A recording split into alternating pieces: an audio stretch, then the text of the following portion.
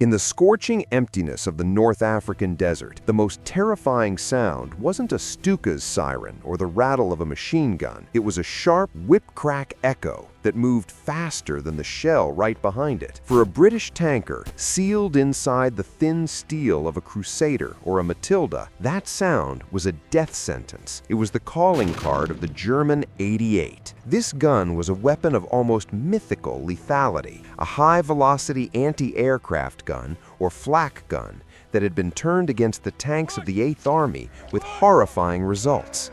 It killed from ranges the British couldn't even imagine, let alone fight back from. It tore through their armor like it was cardboard, turning proud tanks into funeral pyres in seconds.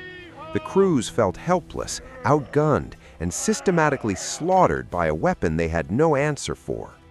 Or so they were told. But what if the answer was already there?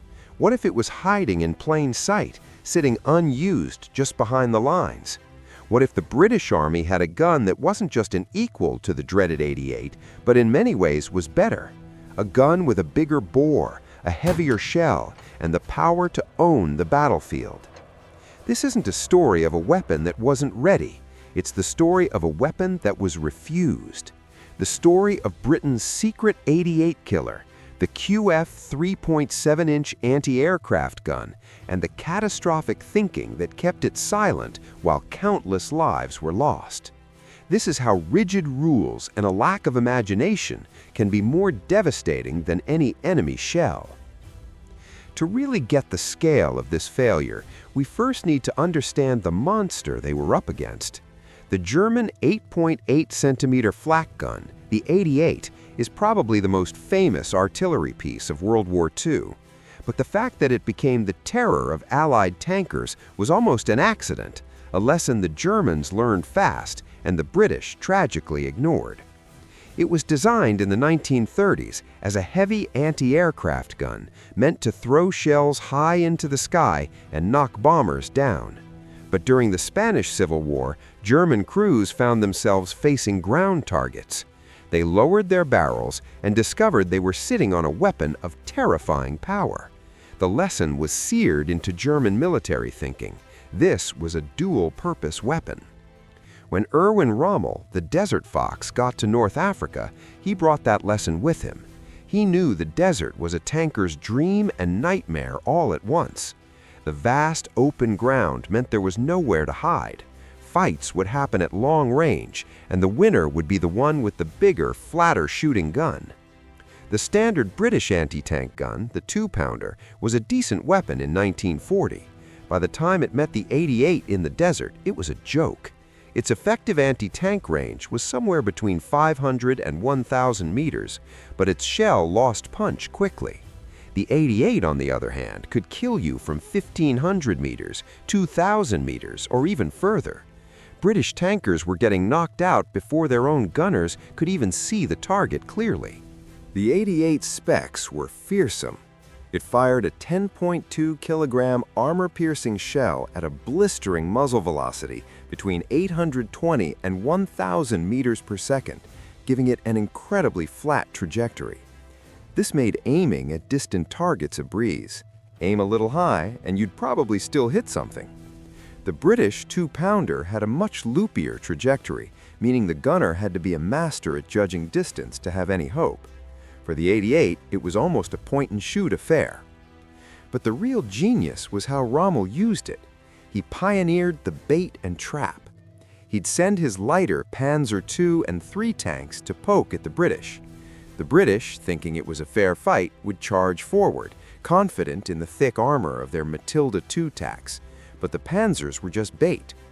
As the British advanced, the Panzers would fall back, pulling the eager British armor right into a prearranged killing zone. Suddenly, from camouflaged, dug-in positions, the 88s would open up. An almost invisible line of them would unleash hell. The effect was a massacre. This tactic was perfected in June 1941 during Operation Battle Axe at a place forever burned into British memory, Hellfire Pass. It became known as Hellfire Pass. On June 15th, C Squadron of the 4th Royal Tank Regiment advanced with 12 Matilda II tanks, the Queen of the Desert. With up to 78 millimeters of frontal armor, the Matilda seemed invincible. But waiting for them, hidden by Captain Wilhelm Bock, were just 5 88 millimeter guns. As the Matildas rumbled forward, the guns opened fire from over a kilometer away. The British crews had no idea what was hitting them. The shells didn't just bounce off, they punched straight through the Matilda's thick hide. The last radio message from the squadron commander, Major C.L. Miles, was a frantic cry. "They are tearing my tanks apart!" In minutes, 11 of the 12 Matildas were burning wrecks. The psychological shock was immense. The myth of the 88 as an unbeatable apex predator was born. The tragedy of Hellfire Pass wasn't that the British couldn't fight back. The tragedy was they could have, but they refused to see how. While British tankers were being terrorized by the 88, their own army had a gun that was, on paper, its superior, the Ordnance quick-firing 3.7-inch anti-aircraft gun. This was Britain's answer to high-altitude bombers, and it was an engineering masterpiece. If the 88 was formidable, the 3.7-inch was a giant. Let's just compare the numbers because they tell a shocking story. The German gun was 88 millimeters. The British gun was 94 millimeters. That 6 millimeter difference might not sound like much, but it allows for a much heavier shell. The 88's standard armor-piercing round was 10.2 kilograms. The shell for the British 3.7-inch, a massive 12.7 kilograms, over 25% heavier. A heavier shell moving at a similar high velocity carries way more kinetic energy. It doesn't just punch a hole, it smashes its way through, flooding the inside of a tank with a storm of lethal shrapnel. In raw power, the 3.7-inch could have easily handled any German tank of the period. Its performance suggested it could punch through well over 100 millimeters of armor at 1,000 meters, matching or even beating the 88. It could have sliced through Rommel's Panzers from extreme ranges. The predator of the desert could have been the prey. And they were available. By 1941, over 1,000 of these guns were in service, many of them sitting in depots in Egypt, guarding ports and pointing at the sky, while the real threat was on the ground. So, the obvious question is, if this gun was so good, why wasn't it used? Well, the official story pointed to a few practical problems, and to be fair, they were real issues. First, weight. The 3.7-inch was a beast, weighing in at a colossal 9,300 kilograms. The German 88 was much lighter, at around 5,000 kilograms. This meant the British gun needed a heavier truck to move it, a big deal in the desert. Second, deployment time. The 88 could be set up for action by a good crew in as little as 5 to 10 minutes. The British 3.7-inch, with its more complex platform, needed a well-drilled crew at least 15 minutes. In a fast-moving tank battle, 15 minutes is forever. Third, its profile. The 3.7-inch was tall, standing over 3 meters high. This made it a nightmare to hide. While the Germans could dig their 88s into shallow pits, the British gun would stick out like a sore thumb, just begging for enemy artillery to hit it. And finally, it was an anti-aircraft gun. It had complex sights for tracking planes, not simple telescopes for shooting at tanks. Plus, there were reports that firing it horizontally put too much strain on its recoil springs. These were all valid concerns. They painted a picture of a gun that was too heavy, too slow, and not right for the job. But here's the twist. Every single one of these problems could have been solved. In fact, the Germans had faced many of the same issues with their 88, and they'd solved them. These weren't roadblocks, they were engineering challenges. The fact that the British military saw them as a dead end reveals the real problem. It wasn't a failure of technology, it was a failure of imagination. So why were British tankers being slaughtered by the 88 when they had a bigger gun in their own backyard? The answer isn't in the gun's design, it's in the dangerously rigid thinking of the British military command. The first and biggest failure was how the British Army was organized. In the German army, integration was key. Flak units were often part of Panzer divisions. They trained, moved, and fought together. A German tank commander saw the 88 as just another tool in his toolbox. The British, however, worked in silos. The 3.7-inch gun belonged to Anti-Aircraft Command. Tanks belonged to the Royal Armored Corps. Field artillery belonged to the Royal Artillery. They were separate kingdoms with their own rules and priorities. The job of Anti-Aircraft Command was to defend bases and ports from the sky. Their success was measured by one thing: enemy planes shot down. The commander of an AA battery in Egypt had zero incentive and zero orders to send his guns to help a tank unit 50 miles away. That just wasn't his job. This rigid structure meant that even when the guns were right there in the theater, they were a world away from the actual fight. On top of this was a deep-seated resistance to change. The British military of the era had a place for everything, and everything stayed in its place. An anti-aircraft gun shot at planes. An anti-tank gun shot at tanks. The idea that one gun could be great at both just didn't compute. The Germans embraced the dual-purpose gun out of battlefield necessity. The British clung to specialization. This had a devastating effect on logistics. Because the 3.7-inch was an AA gun, the supply chain was set up to give it one kind of ammo: high-explosive shells for killing bombers. Armor-piercing rounds, the solid slugs needed to kill a tank, were an afterthought. Not enough were made, and they weren't a priority for shipments to North Africa. Even if a commander had wanted to use his 3.7s against tanks, he probably wouldn't have had the right ammo. The German 88s, by contrast, were always stocked with both types of shells. Their thinking and their supplies were in sync. This doctrinal blindness made it easy for the technical excuses to become accepted as fact. But were they really deal breakers? The Germans' 88 had been considered clumsy in its early days too, but they saw its potential and put in the work to make it better. They developed simple sights and a more mobile carriage. They solved the problems. The British used the problems as an excuse for inaction. Failing recoil springs could have been fixed. A lower-profile carriage could have been designed. The lack of sights was the easiest fix of all. In fact, soldiers in the field actually cobbled together their own improvised sights, called Dobruch sights, on the rare occasions the gun was used.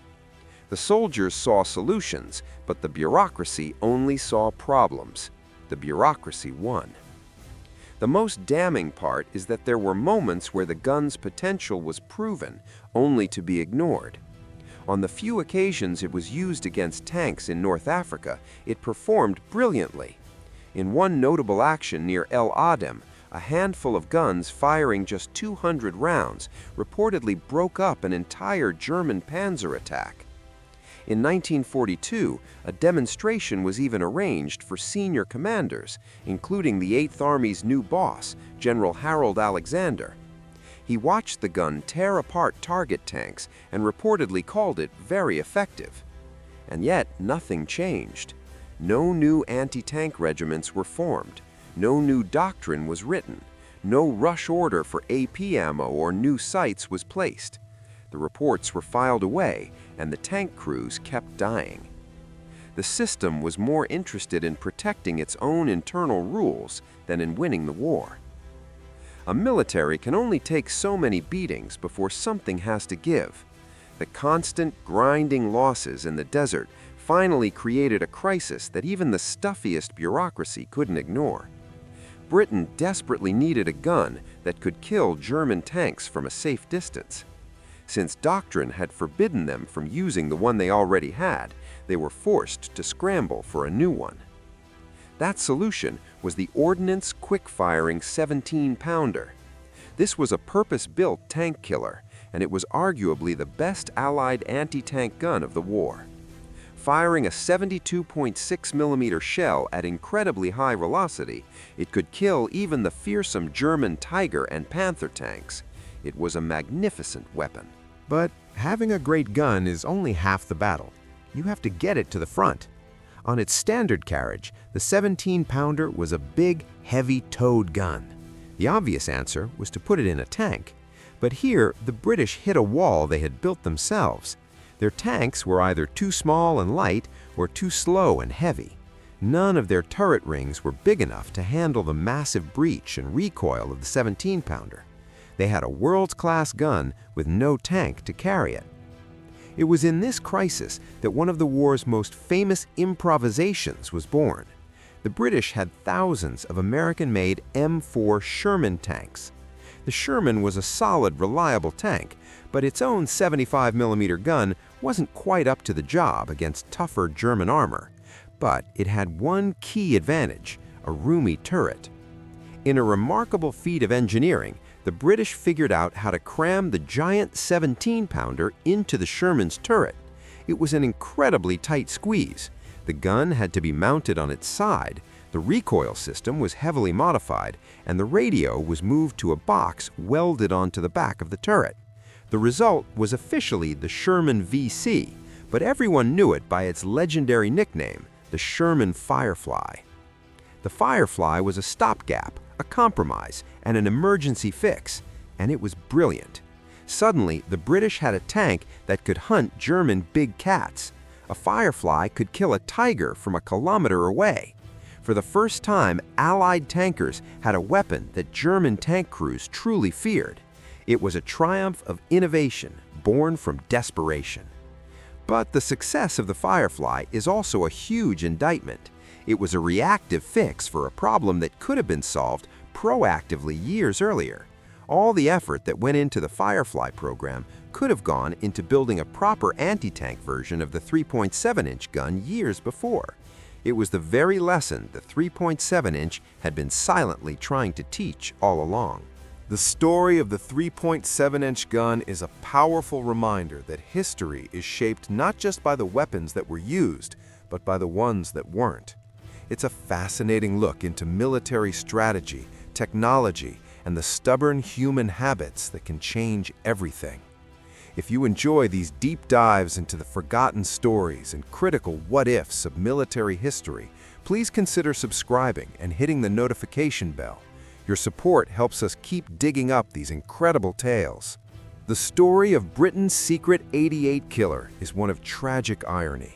In the desperate fight for survival, British tank crews pleaded for a weapon that could save them from the terror of the German 88. All the while, that very weapon was in their possession, sitting silently, pointing at an empty sky. The QF 3.7-inch gun had the power to change the Desert War. It was a better gun than its German rival, and it was available in large numbers. Its failure to show up on the battlefield wasn't a failure of British engineering, but a catastrophic failure of British military thinking. A rigid command structure, a resistance to new ideas, and a broken supply chain all conspired to keep this giant chained down. The human cost of this failure is impossible to calculate. For every tank that brewed up under the fire of an 88, for every crew torn apart from a range they couldn't fight back from, we have to ask, could the 3.7-inch gun have saved them? The answer is almost certainly yes. The British Army did learn its lesson the hard way. The success of the Sherman Firefly and the 17-pounder proved the vital importance of high-velocity firepower. This painful education eventually led to one of the greatest tank designs in history, the Centurion. It was the do-it-all tank that finally broke free from the flawed doctrines of the past. But that success came too late for so many. The legacy of the 3.7-inch gun is a powerful warning. It reminds us that the most formidable weapon on any battlefield isn't always made of steel, but is the ability to think differently. And the most devastating enemy you can face is sometimes your own refusal to see the solution that's been right in front of you all along.